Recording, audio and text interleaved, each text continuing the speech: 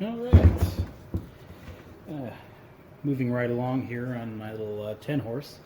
If you've watched the last couple videos, you understand what I'm doing. If you haven't and you stumbled across this, I have a engine here I've been working on. It is a 1958 10 horsepower Johnson motor. It had a seized power head. It no longer does. Carburetor has been redone or gone through, and now it needs an ignition system. So I'm going to take the ignition system from this seized power head, put it on our good power head, and kind of go through it as I do. First thing I need to do is pop the flywheel off. For that, we need the Evernote puller or something similar and some tools. So let me pull that off.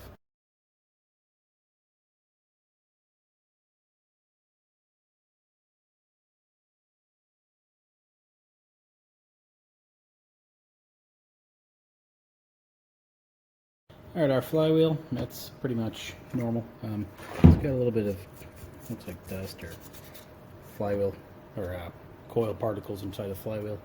I'll clean it off later. The coils themselves are about what you would expect. That's pretty standard. If you notice over here in the corner right here, I had coils ready, expecting nothing but this. So let's go ahead and pull this plate off.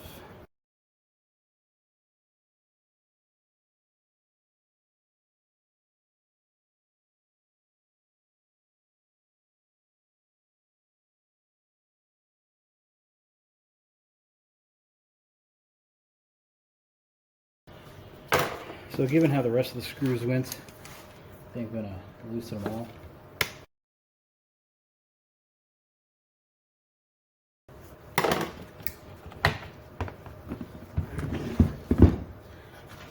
If you're unfamiliar, these four are the ones holding in the plate. So the plate's off. Our top cylinder has this little indicator right there. So if you forget what goes where, just keep in mind that little guy. I don't want to ruin the screw on it because I need it.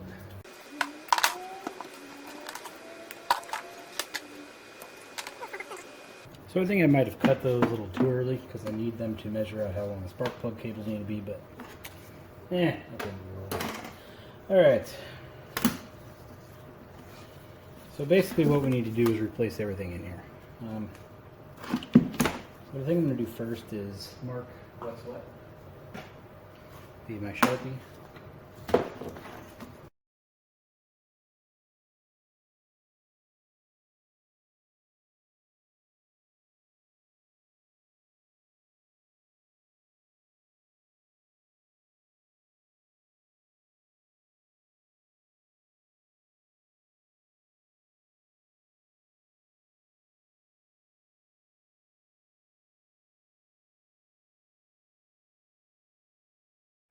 Alright. As I said, the one with the little indicator thingy on it, this guy, is our top. So we're going to follow that around right top. One that goes way over here is the bottom. Flip it over, top, making this one the bottom. Piece of cake, right? And with that done, I can now rip everything out here.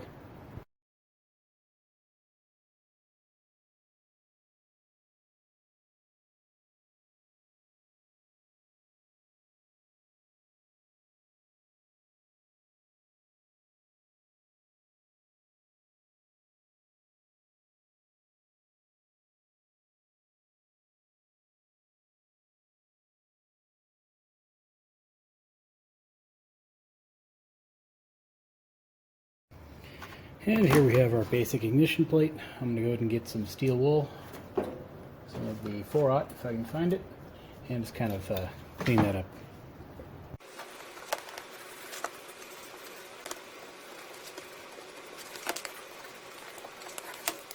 Alright, all I was really after was trying to clean out the inner little brass ring here and kind of get rid of all the loose dirt and dust. Did a pretty good job with that.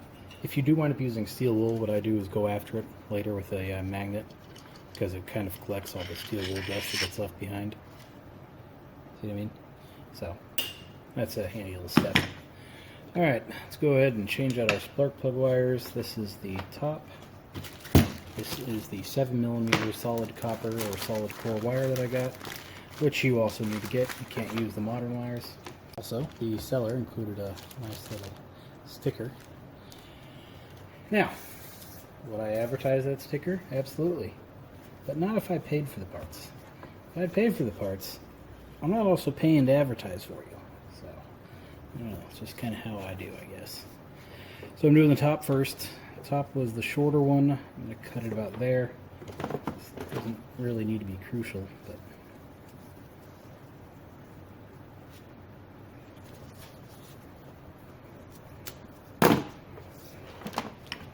So there's our top. Let's set that aside. So now what I would like to do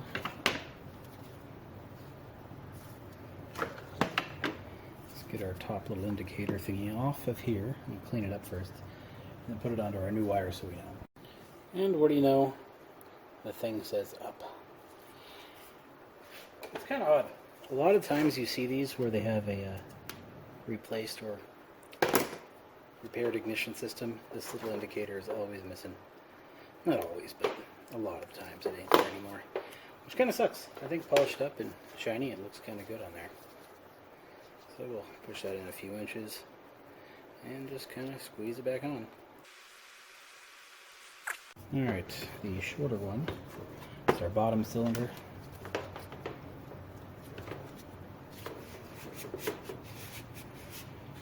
Which apparently it's going to be pretty short because I'm out of wire. But it's all good. That's embarrassing. So apparently 4 feet isn't enough. You need about 4 feet and a couple inches.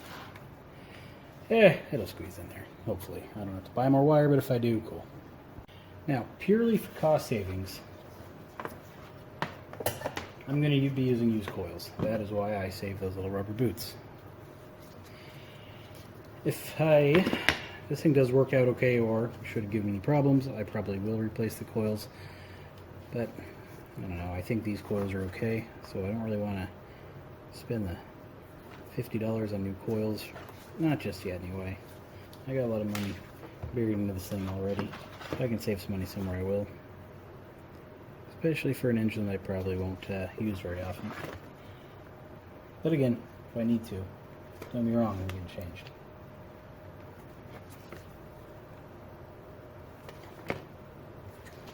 Alright, so I pushed the wire into the coil. I'm now pushing the coil back into its little hole it goes in.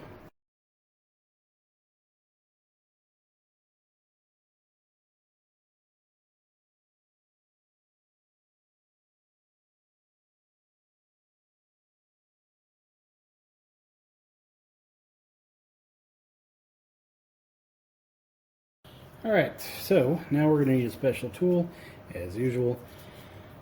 This one I have, the coil alignment ring.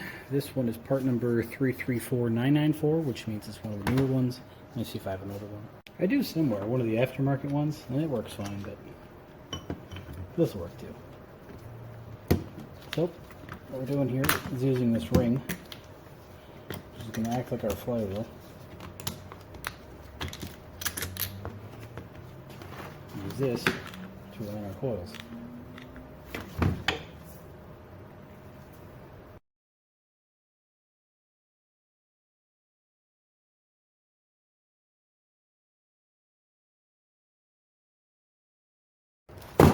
And that's all there really is to it.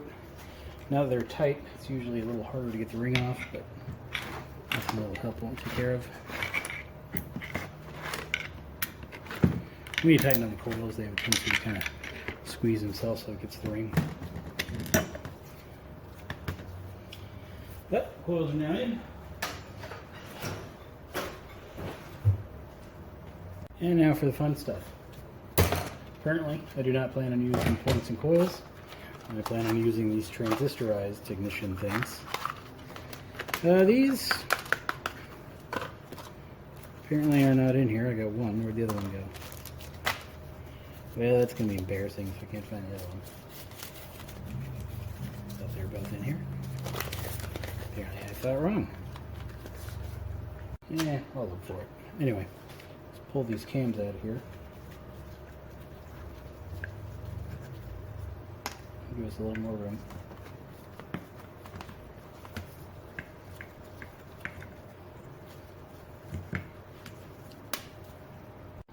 So it seems like nestling it in right here is probably going to be the best bet. Obviously there's no screws to hold it down, so we need to add some. So I'm going to make a little hole. Well, make it more for my little hole. Put one there. The other side. Kind of nestle it in. And do another little hole. Alright, now I'll pull these coils out and go drill some holes. Alright, with that done, now I just gotta tap the hole. Not much metal there, by the way.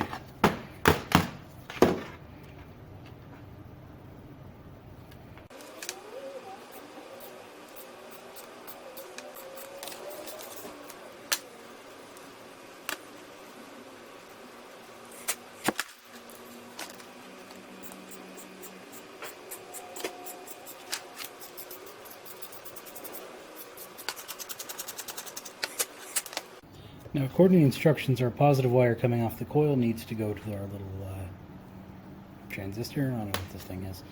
The problem is the wire is too long, so I'm going to cut the butt splice or ring terminal off of the coil and splice this guy on.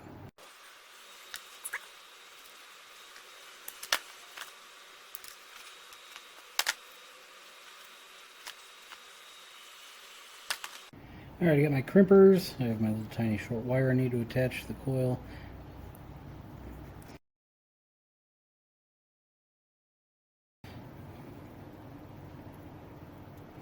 And these splices I'm using are ridiculously small. They work, but they are tiny.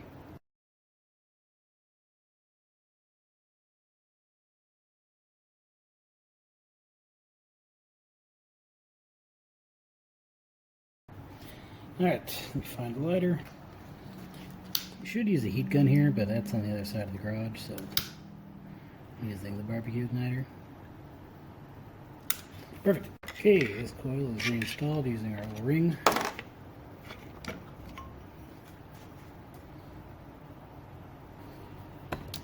Alright, next problem is our ground wire is a little too long. Annoyingly long, I'd say. So I'm going to trim that down as well.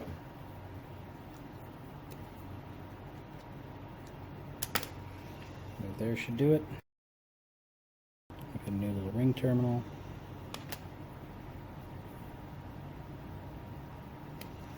Let's go ahead and crimp this down.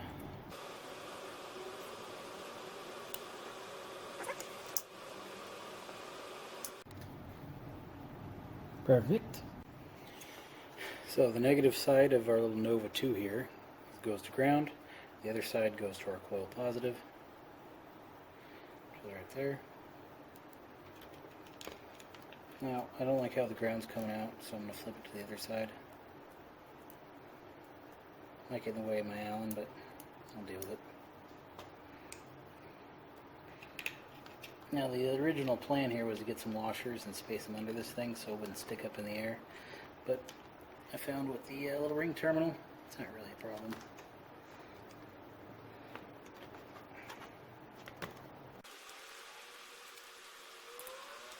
This is also the stop switch.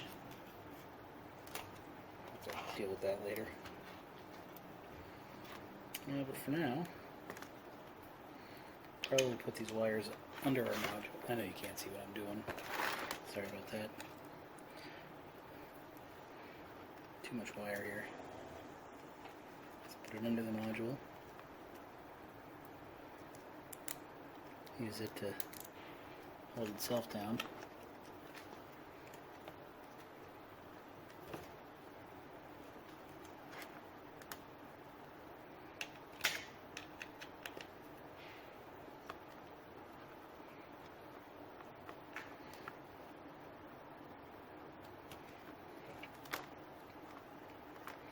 And that's kind of it, really.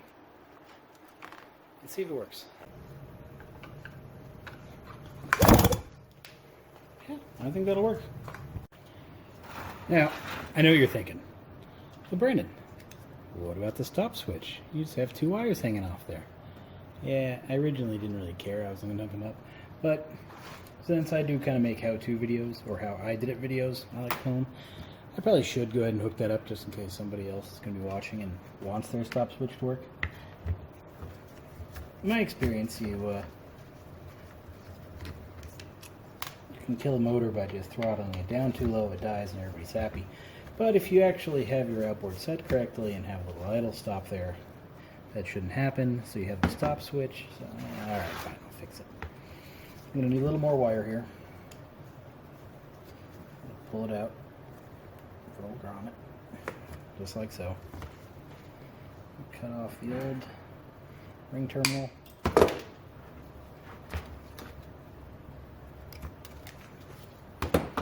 And strip of the wire.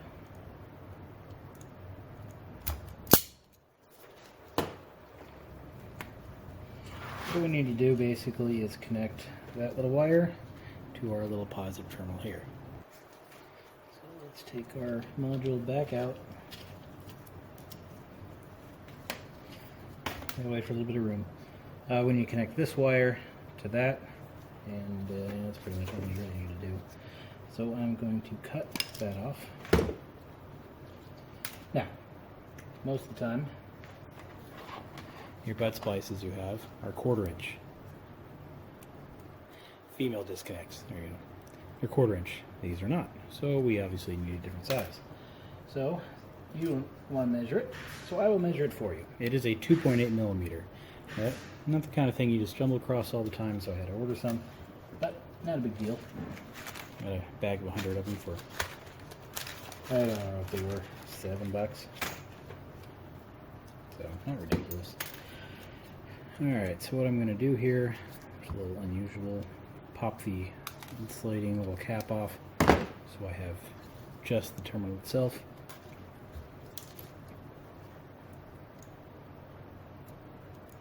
I'm going to strip 1/4 inch or so of our insulation off of our wire. Maybe a hair more just to match the other side.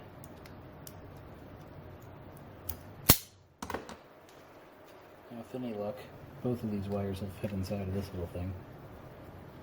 Which they might.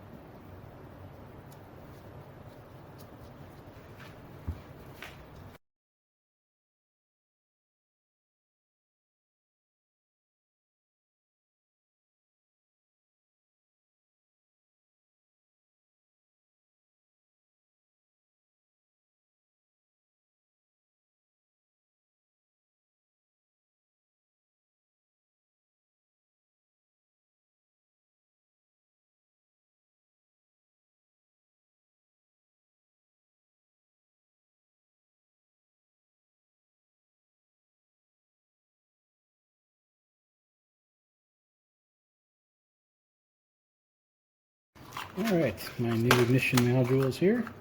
Why new one? Because I have no idea where the other one went. So yeah, that's cool. Years have gone by since I bought this one, and they are identical, so I don't expect any differences between the two.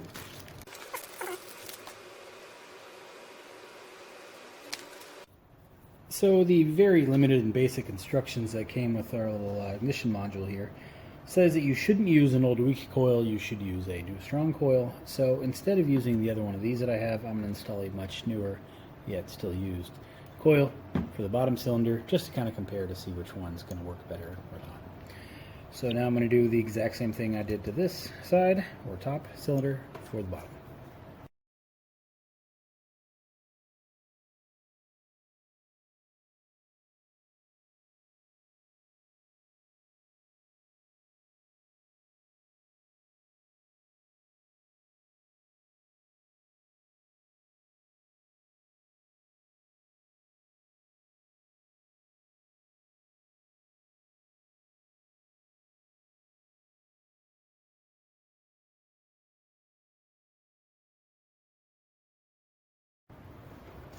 Alright, both modules are installed, coils are located. Hopefully we don't have any problems. I don't anticipate to have any, but you never know. Alright, now the only thing left to do really is to reattach everything under here. Alright, first things first, I suppose. Let's go ahead and get our throttle cam chingadera back in installed order.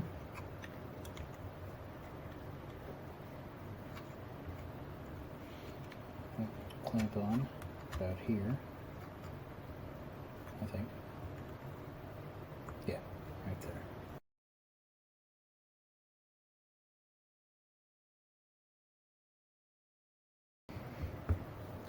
Now, clamp. Sorry for reaching over like that. But something tells me you don't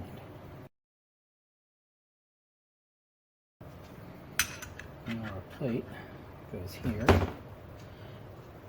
And it gets the little 5/16 screws.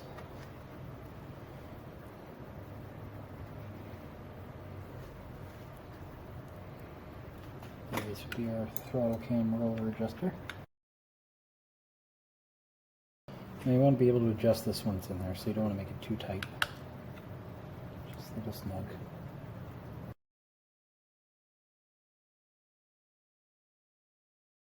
Alright, should do it.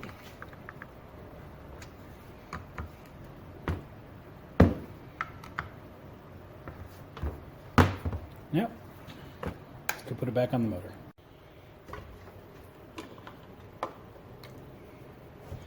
You want to make sure your arm isn't out here or something, because you're going to have to take this back off again. Also, you want to line up the screws down here as close as you can. The screws up top, because those all have to go together. At the same time, you also got to make sure that your roller up here,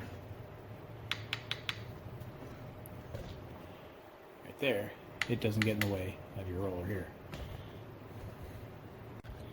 Probably okay with where it's sitting, so I'm going to tighten these screws, see if they grab anything. Feels like they did. So I'd say we're off to a good start. Yeah, it's on there.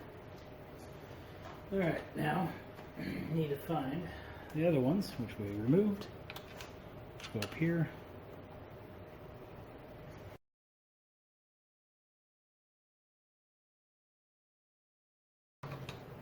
Now our positive green wire, this bottom coil, is a little too close to the cam. So go in there or something and push that back under its coil.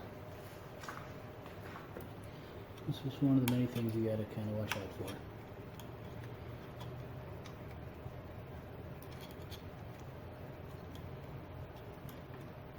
That should do it.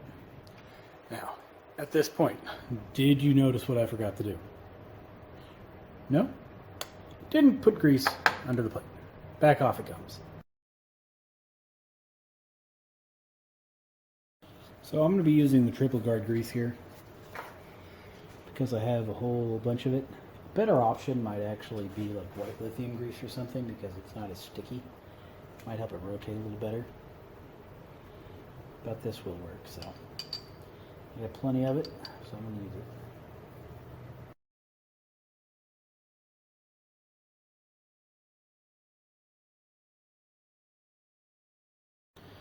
So now I should probably adjust this roller. So this line, when this thing begins to move, this roller should just come in contact with that line. And you can't see a thing. Alright, this is our carb roller, or cam follower. This is our little cam itself, I suppose you can call it.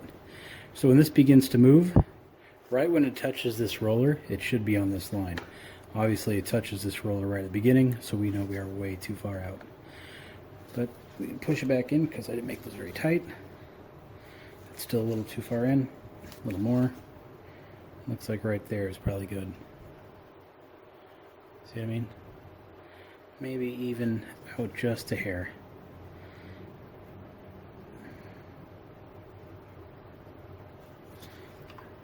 I mean, it's close.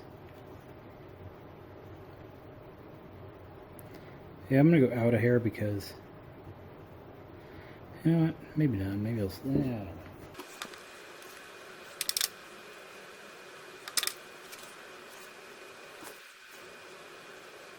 I'd say that's good. adjust it more if need be. Alright, now the fun part of getting under there and tightening that screw down.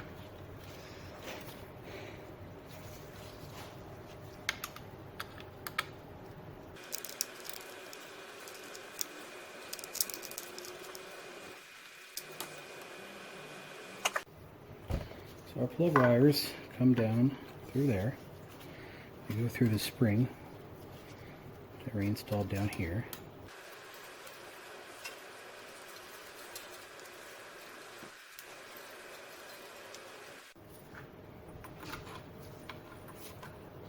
And here is where you can really tell that I probably made that too short. So that's kind of unfortunate.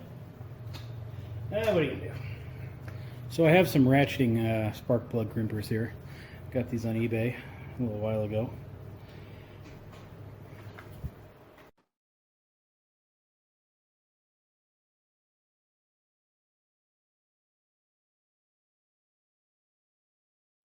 Alright, as you saw, marked about where they go, or where the strip needs to go, and these have little built-in strippers.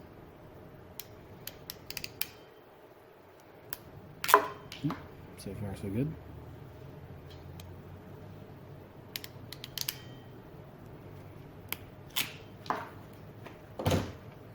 Need to move my indicator back.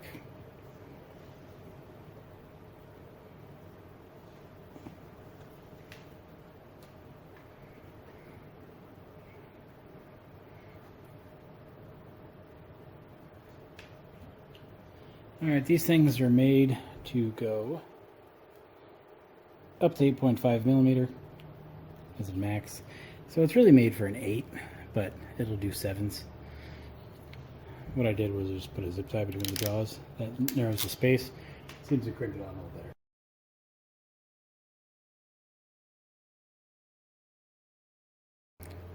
That's destroyed.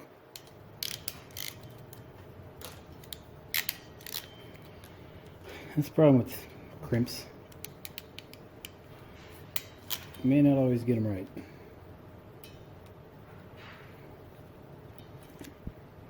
But whatever, it'll work.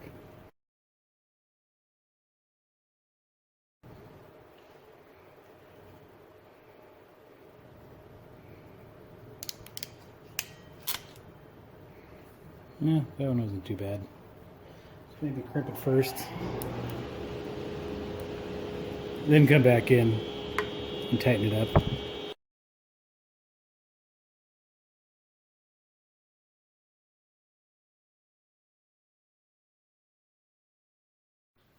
Alright, now is as good as time as any to reinstall our throttle arm.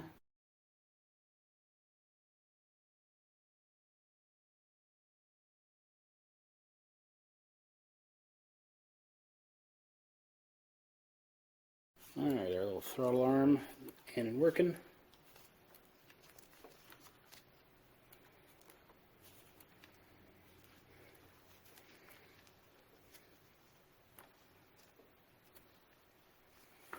I can really tell this spring actually does need to be in there too.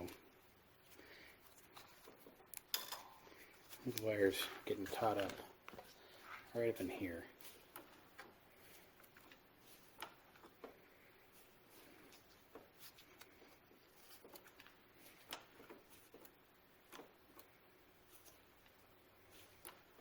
That looks good. Alright, our flywheel.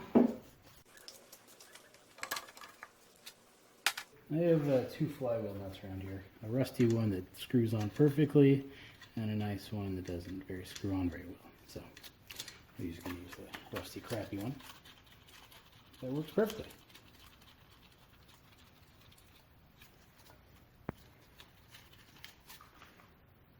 Alright, now for some testing. Plug wire is a little short for the bottom, but I think it'll work. I'll probably order some more, swap it out at some point. If ever I take that flywheel back off, probably swap them. Gonna use my lighted tester for now.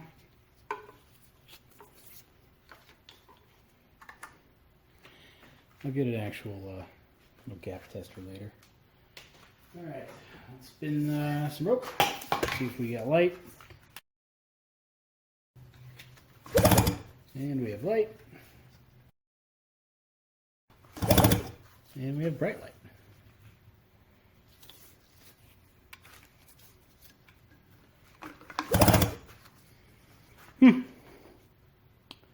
Well, so far so good, I'd say. So, slide update. I went and I picked up one of these spark gappers, or spark gap checkers from the parts store. Let me tell you, it is an absolute piece of trash. So, it doesn't really do anything. So the problem is the little threads are too long, so you got to back this thing up a little bit, and then it sticks. Kind of. Let me show you the other problem. Let's say you set your gap. You know, let's say you want to check it there. Let's go ahead and plug it in. And the whole thing moves in. So you see what's happening?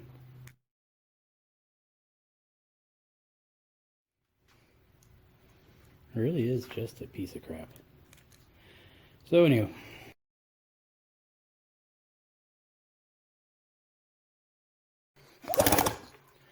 So that's sparking, no problem there. The problem is I wasn't sparking on the top cylinder. My little light lit up, but it wasn't jumping the gap there.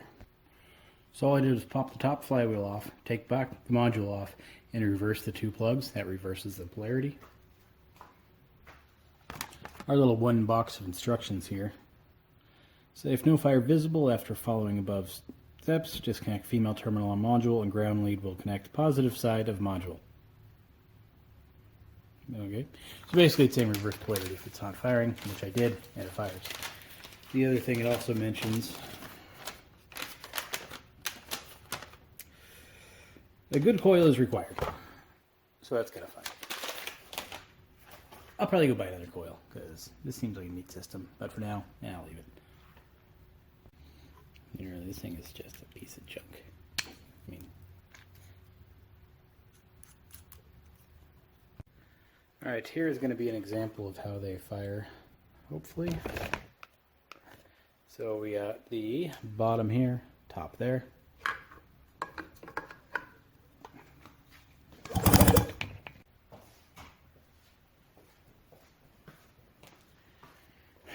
Might make it a little easier.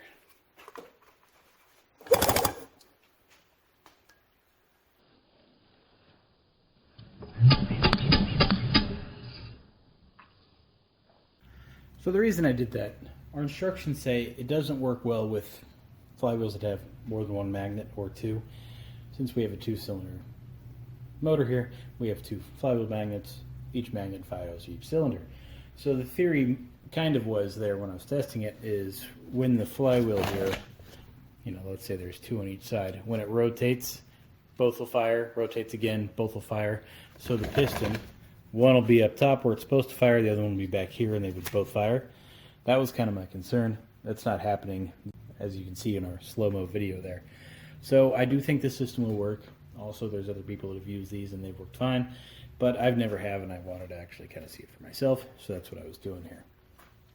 So I know a lot of the crimps I was doing and a lot of the connections I was making, you couldn't really see anything because I was just kind of like, you know, it's kind of made for a bad video. But hopefully you kind of saw how I did it, so should you wish to do that kind of system, you, I don't know, you can kind of use your own method to do it.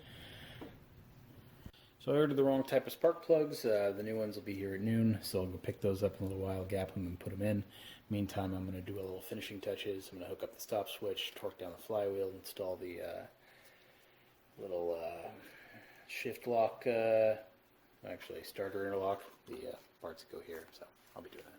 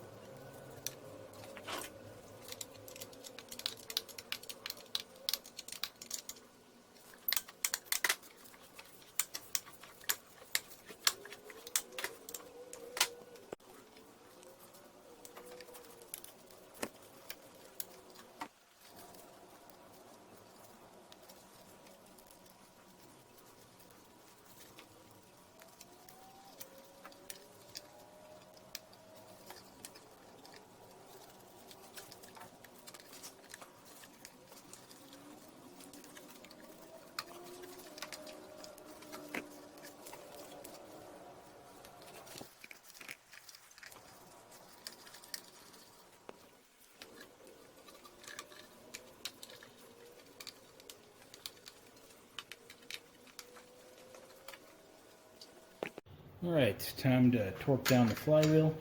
Should be 40 to 45 foot-pounds of torque. So I'm going to be using the impact wrench and a torque limiting impact extension.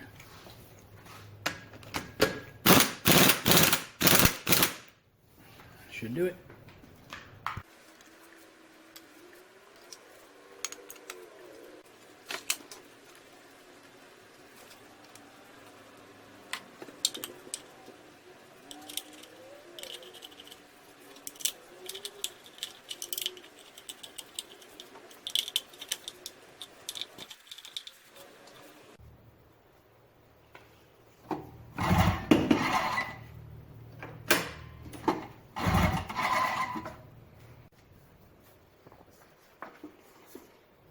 Well, aside from needing spark plugs, this thing's coming along pretty well.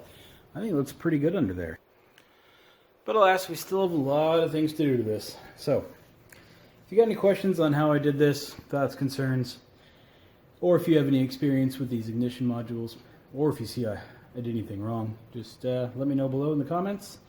I put a lot of links to the parts, tools, and supplies that I used in this. Those will be in the description. And that's kind of all for now. Sorry for such a long video for such a seemingly simple little process, but I don't know, there kind of is a lot to it, I suppose. So join me next time. The plan is to pull the lower unit off and reseal it before I try to test start it. I don't know if it needs to be resealed. I'm just assuming it does, but it'll definitely need a water pump. Like I said, I've had this thing for 2 years, and I've never touched it, so at best the water pump's 2 years old. But realistically, it's probably 10 or 15 years old, so it needs to get changed. Alright guys and gals, I'll see you next time.